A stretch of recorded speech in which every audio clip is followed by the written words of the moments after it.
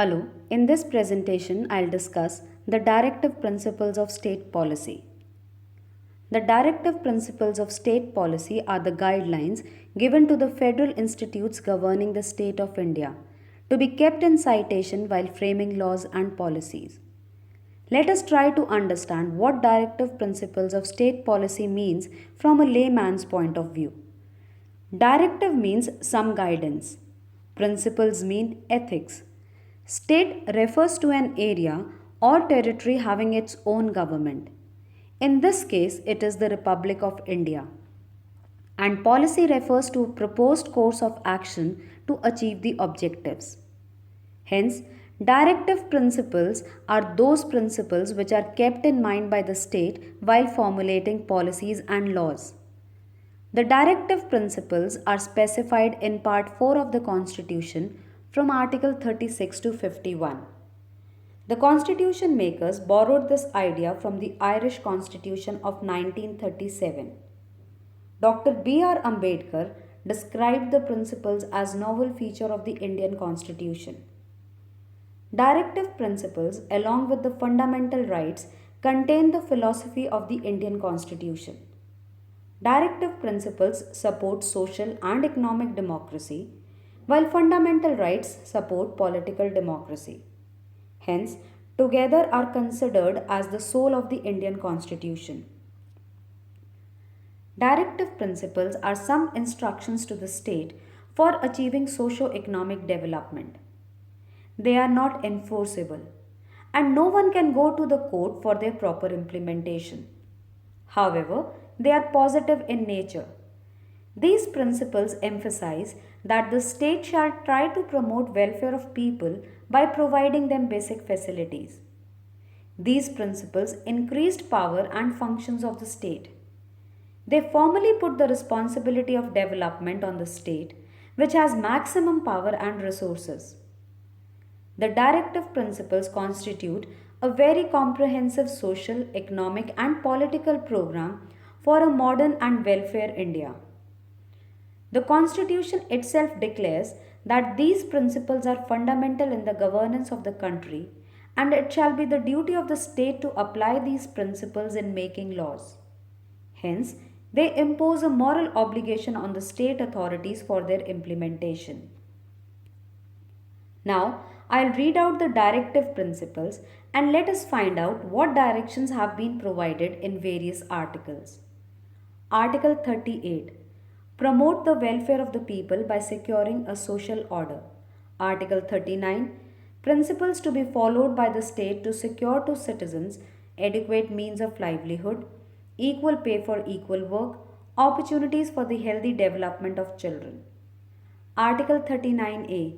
Equal justice and free legal aid. Article 40. Organization of village panchayats. Article 41. Right to work, right to education, and right to public assistance in certain cases. Article 42.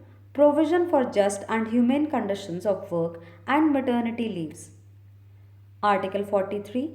Secure a living wage, a decent standard of living, and social and cultural opportunities for all workers.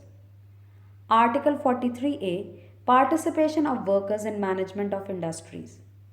Article 43B. Promotion of cooperative societies. Article 44. Uniform Civil Code for the citizens. Article 45. Provision for early childhood care and education to children below the age of 6 years. Article 46. Promotion of education and economic interest of scheduled caste, scheduled tribe, and other weaker sections. Article 47. Duty of the state to raise the level of nutrition and the standard of living and to improve public health. Article 48. Organization of agriculture and animal husbandry. Article 48A. Protection and improvement of environment and safeguarding of forest and wildlife. Article 49. Protection of monuments, places, and objects of national importance. Article 50. Separation of judiciary from the executive. Article 51. Promotion of international peace and security.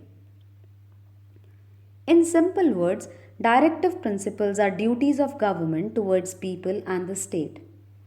The Constitution of India does not formally classify the directive principles, but for better understanding and on the basis of content and direction, they can be classified into three categories: socialistic principles, Gandhian principles, and liberal intellectual principles. Examples of socialistic directives are equal pay for equal work, free legal aid, securing right to work, right to education.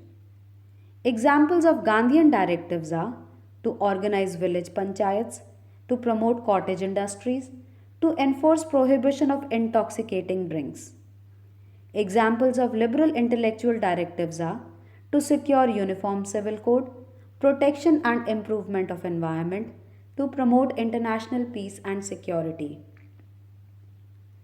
These principles have been subjected to criticism also. Let's discuss a few criticism in brief. Lack of legal force behind them is the main ground of criticism. The critics believe that inclusion of these provisions, which are legally not enforceable, would not be of any practical utility for the Indian masses. The principles are neither properly arranged nor logically classified. The unimportant issues like protection of monuments have been mixed up with very important economic and social issues. Their practicability and soundness has also been challenged. For instance, the directive principle concerning prohibition is very strongly criticized. The critics believe that the money collected through excise duty on liquor or other intoxicants is fairly large and can easily be utilized for the benefit of the masses. Some of the critics also believe that these principles would lead to the suppression of the minorities. Article 44 directs the state to establish uniform civil code. The laws emerging from the minds of the majority would be imposed on the minorities. Hence, such a step would lead to conflicts and may cause communal clashes. Despite criticism, these principles are not meaningless. Their utility has been well established. Panchayats have been established in the remotest villages of our country. Cottage industries have been encouraged. Abolition of zamindari system, nationalization of bank, curtailing the rights to private property reflect that the state has been doing its best to avoid concentration of wealth and furthering the cause of socio-economic justice. The actions of government are subject to scrutiny by the people, media, and opposition. Vigilant public opinion is the real force behind them. If the government pursues a policy in accordance with the principles, people would appreciate. Hence, the directive principles act as a signpost for the Union Parliament and state legislatures. Though economic imbalances and social disparities still persist, standard of living of the people is far from satisfactory. Unemployment is yet to be eradicated. But we cannot deny the fact that government's efforts in the implementation of these objectives have not proved futile. In fact, they are considerably fruitful. Now I'll discuss the relationship between fundamental rights and directive principles. First, I'll discuss the differences. Fundamental rights are justiciable.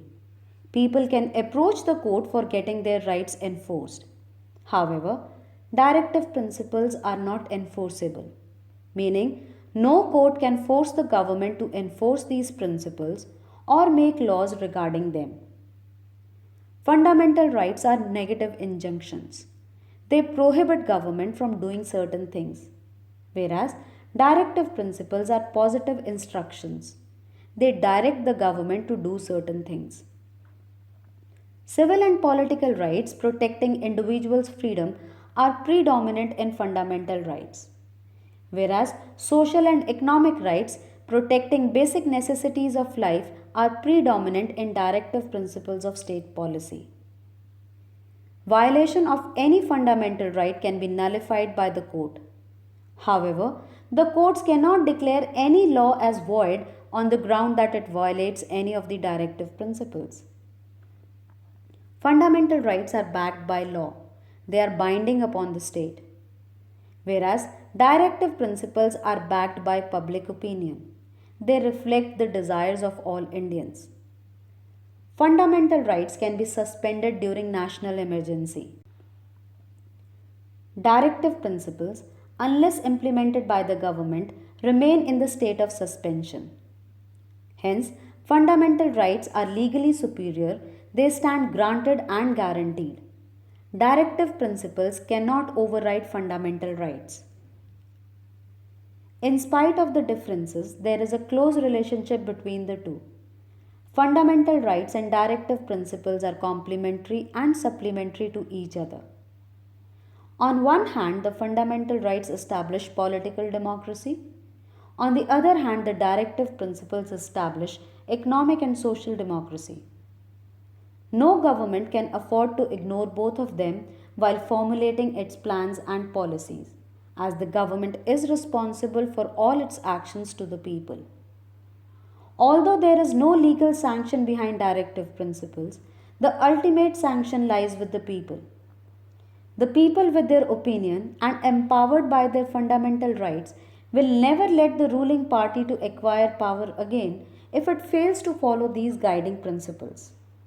Thus, our Constitution aims at bringing about a synthesis between fundamental rights and directive principles. Regardless of the non justifiable nature of directive principles, a citizen should be aware of them. The objective of directive principles is to better the social and economic conditions of society so that people can live a good life. Knowledge of directive principles help a citizen to keep a check on the government. A person should know these provisions because ultimately these principles act as a yardstick to judge the law that governs them. Through various judicial pronouncements, it is settled principle now that balancing directive principles and fundamental rights is as important as maintaining the sanctity of fundamental rights. Non following a directive principle would directly or indirectly affect the fundamental right, which is considered as one of the most essential parts of the Constitution.